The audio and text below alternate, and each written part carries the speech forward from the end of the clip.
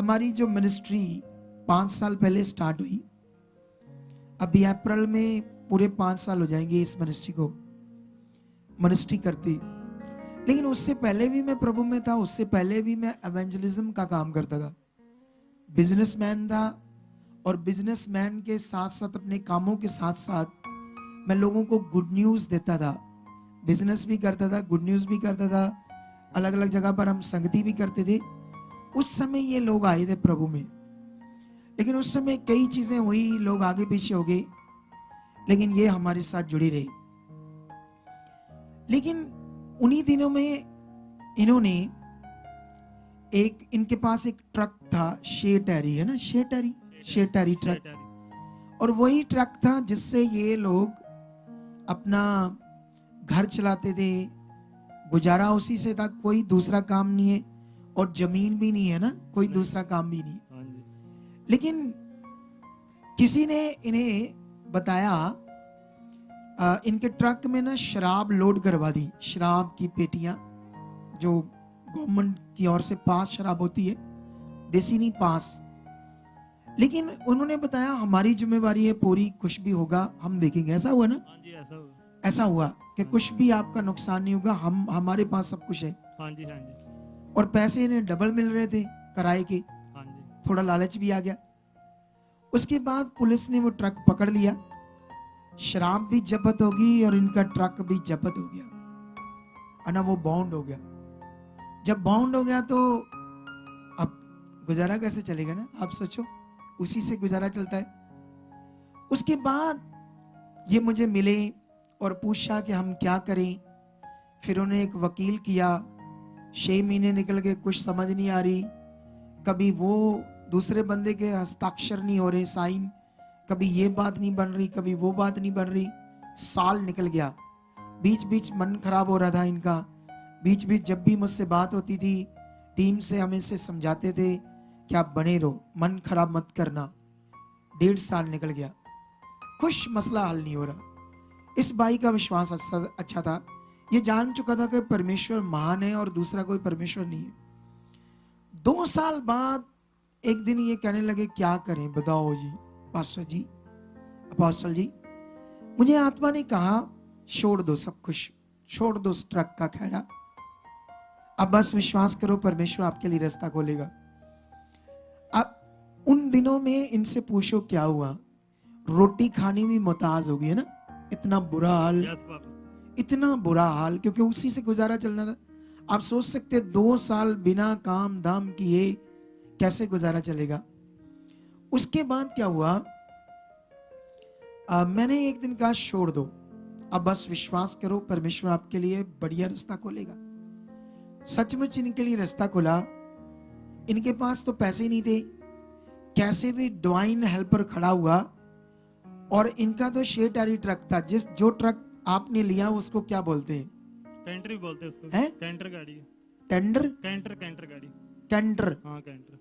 कितने टायर होते हैं उसके? 6 टायर होते हैं। उसके भी 6 टायर होते हैं।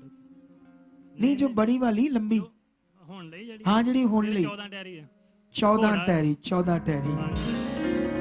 सोच कर देखो, एक लंबी गाड़ी, ट्रक लंबा, जिस पर छत नहीं होती, पीछे कवर नहीं होती, बॉडी नहीं होती, उस पर बड़ा बड़ी लोडिंग होती है, वो परमेश्वर ने नहीं दिया।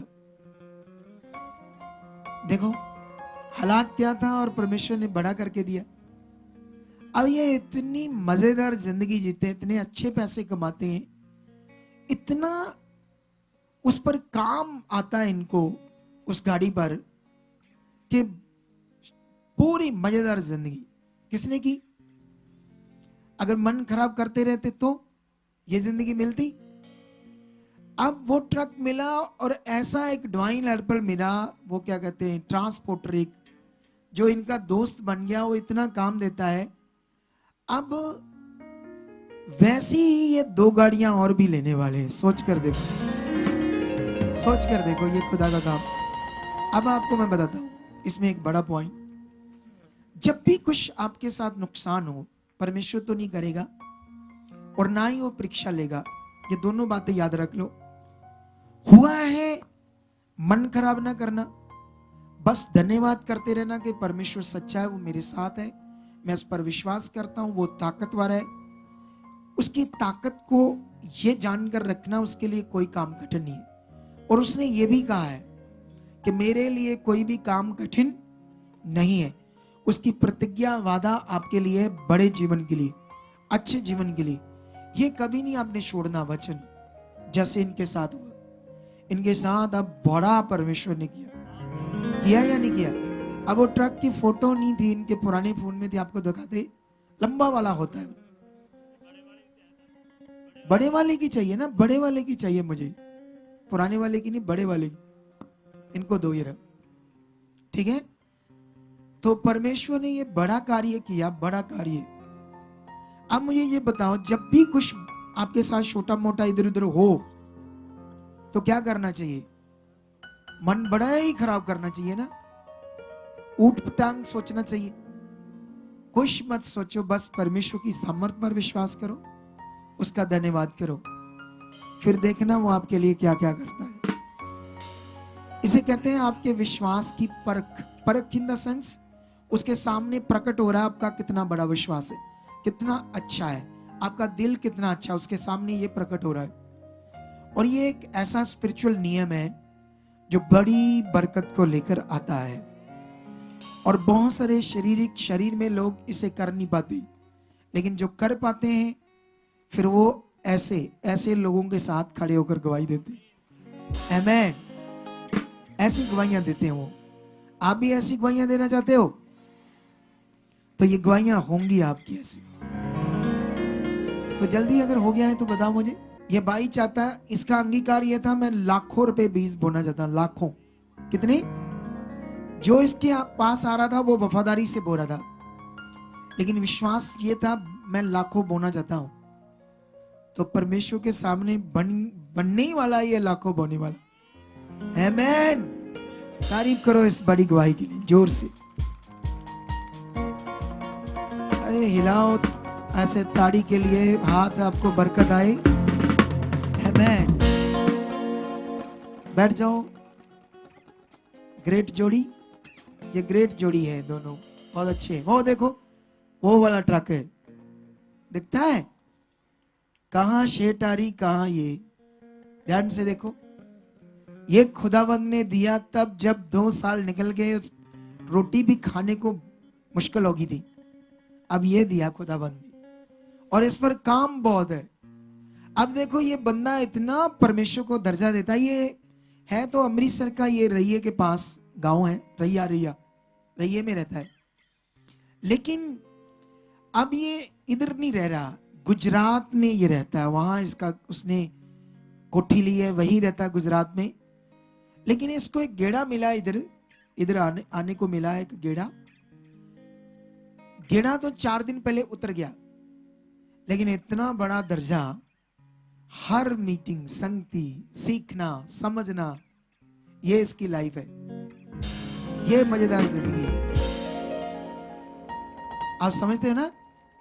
और ऐसा मन होना चाहिए, फिर हम आगे जाते हैं।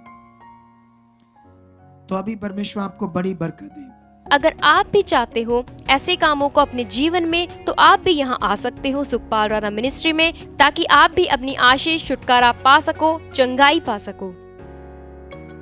हमारे चर्च का पता है GT road, Manawala, Delhi public school, new bypass, Tarn Taran road, Rajewal Chowk. आप अगर दूर से आ रहे हो या किसी दूसरी स्टेट से आ रहे हो तो आपको 2 या 3 दिन तक यहाँ चर्च में रुकना होगा, ताकि हम आपको वो बातें बता सकें जिससे आपका निश्चय छुटकारा होगा।